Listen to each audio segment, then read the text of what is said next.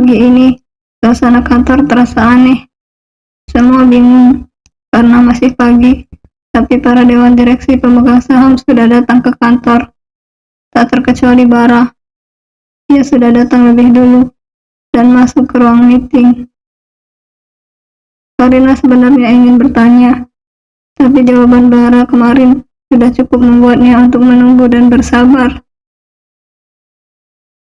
"Kak," seru Nadia. "Ada apa sih? Kok kayaknya sibuk banget kantor pagi ini?" tanyanya, asing dengan keramaian pagi ini. Karina menaikkan bahunya. Ia sendiri tak tahu apa yang sebenarnya terjadi. "Aku juga nggak tahu ada apa. Kenapa pagi ini hawa kantor beda begini?" tanya Karina. Pak Haikal juga tadi terlihat agak panik keluar dari ruangannya setelah dipanggil untuk meeting.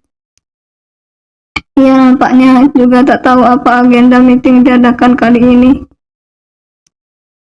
"Memangnya Pak Bara nggak ada ngasih tahu gitu?" bisik Nadia. Karina mengingat kejadian kemarin. Bara mengelus kepalanya sembari tersenyum, seolah menenangkan Karina yang terlihat kesal. "Sabar ya sayang, Mas bukannya nggak mau ngasih tahu kamu, tapi status kamu masih karyawan di sana. Jadi Mas nggak bisa sembarangan ngasih tahu kamu." Karina mendengus semakin kesal. Memangnya kalau Bara memberitahunya, dia akan ember kemana-mana. Tapi di waktu yang bersamaan, Karina juga paham dengan etos kerja Bara. Jadi dia berusaha memakluminya, walau dirinya dongkol sendiri. Misal ya, kalau aku sudah bukan karyawan di sana lagi, Mas mau kasih tahu aku?" tanyanya, ingin tanggapan Bara, mengingat mereka akan menikah. Bara menggeleng. "Enggak," jawab Bara, dan Karina langsung memasang wajah sangar. Melihat ekspresi Karina, Bara justru tertawa dan menepuk kepala Karina. "Kalau kamu jadi istri Mas, baru Mas mau cerita." Karina yang tadinya kesal, jadi senyum tertahan. Bukan kalimat romantis, tapi terdengar menenangkan di telinganya. "Mas gak takut kalau nanti Mas cerita, terus aku bakal ember?" Bara menaikkan bahunya, acuh. "Mas tahu kamu bukan orang seperti itu," ucapnya. "Kak," seru Nadia yang heran melihat Karina senyum-senyum sendiri. "Apa? Pak Sabto sama Bu Astri itu siapa?" tanya Nadia. Karina berpikir sesaat.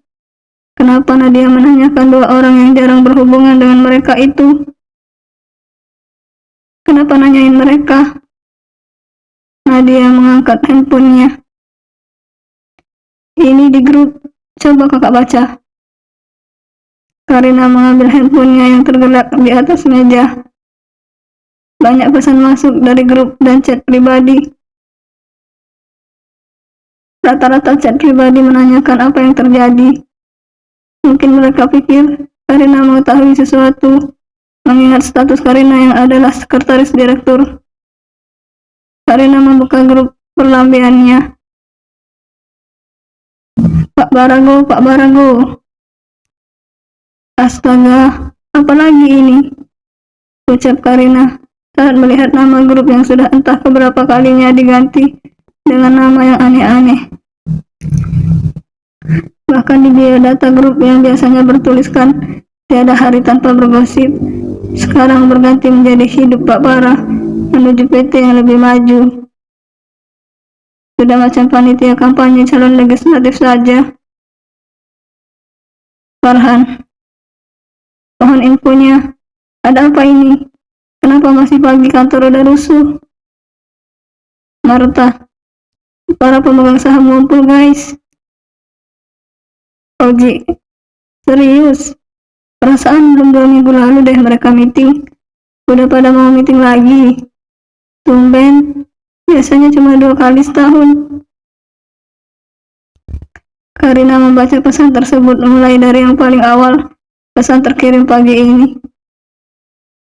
Benar sih, biasanya rapat direksi hanya 2 kali setahun. Kalau ada rapat tambahan pun, berarti ada sesuatu yang urgent terjadi.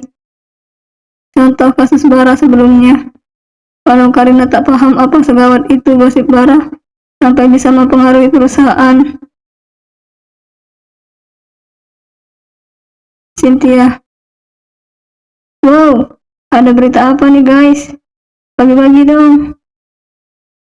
Cynthia yang selama cuti melahirkan jarang nimbrung di grup pun sepertinya ingin tahu. Karena Martha mengirimkan foto para dewan direksi yang lulu lalang di pagi hari ini. Martha, nah itu dia mbak yang kita nggak tahu. Tiba-tiba aja, kagak ada angin, kagak ada hujan, kantor rame. Farhan, bantu jawab woi, siapa yang tahu? Karina, Cecil, gue kurang tahu sih, tapi tadi Bu Fe bilang Pak Sabto sama Bu Astri dipanggil juga. Karina mengerutkan alis. Untuk apa 2 orang tersebut ikut rapat direksi? Padahal bukan bagian dari dewan direksi.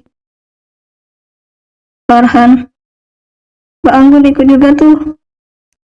Santi, wajar, kan dia manajer HRD. Karina makin bingung. Sekalipun manajer HRD, tapi tak biasanya seperti ini. Apa akan terjadi sesuatu yang besar? Pikir Karina. Dia jadi mengkhawatirkan Bara. Entah kenapa ia jadi berprasangka buruk. Oji, kalau ada info lebih lanjut, bagi-bagi ya. Maklum gue jauh. Farhan, Karina nih, biasanya yang banyak info. Karina, gue juga nggak tahu guys. Tapi yang jelas, kayaknya Pak Haikal juga nggak tahu. Soalnya, tadi dia kayak kaget gitu dipanggil meeting dadakan. Jawab Karina yang mamanya sudah di-tag beberapa kali. Tadi juga Pak Haikal sempat bertanya padanya, ada apa sampai meeting dadakan begini? Tapi Karina sendiri tak tahu apa yang terjadi. Martha, emang bos ganteng kagak kasih tahu loh. Karina, kagak. Jadi kak, Pak Sabto sama Bu Astri siapa? Tanya Nadia lagi. Dia memang belum hafal semua orang yang bekerja di sini. Karina mendongak, lihat ke arah Nadia yang menatap penuh tanda tanya. Pak Sabto itu kepala PPIC dan bagian dari R&D. Kalau Bu Astri itu cost accounting. Jawab Karina, masih tak mengerti kenapa mereka berdua ikut dipanggil. Kira-kira kenapa ya kak? Mereka tiba-tiba dipanggil? Apa biasanya memang begini? Gak pernah sih. Ini pertama kalinya. Aku dengar ada karyawan biasa yang ikut meeting direksi pemegang saham. Kecuali... Karina mulai berpikir, apakah sebenarnya ada kasus besar yang merugikan perusahaan? Atau apa meeting ini terjadi karena Pak Haikal yang belum sampai 2 minggu menjabat sebagai direktur marketing, tapi sudah banyak menimbulkan masalah. Kecuali apa kak? Tanya Nadia, yang bingung karena Karina tiba-tiba diam. Ada masalah serius yang merugikan perusahaan dengan skala besar. Ya, cuma itu yang bisa Karina pikirkan. Dia semakin gugup. Semoga Bara baik-baik saja di dalam sana, pikirnya.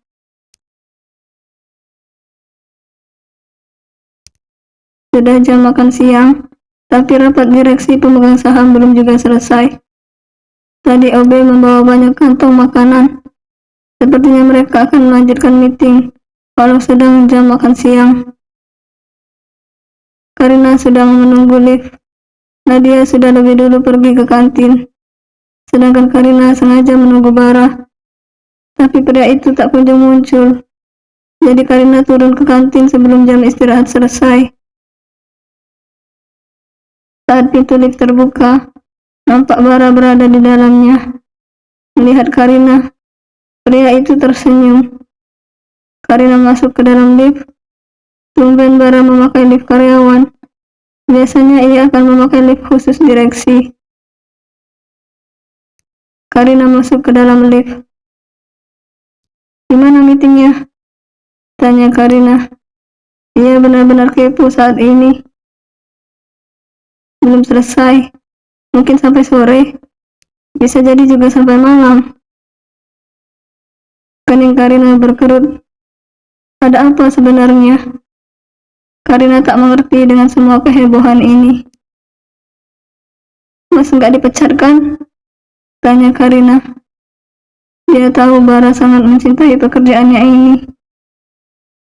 Bara tertawa mengelus lembut kepala Karina. "Enggak kok, aman. Kamu jangan khawatir bakal punya calon suami pengangguran." Karina manyun. "Bukan begitu. Gimana nggak khawatir kalau aku nggak tahu ada apa?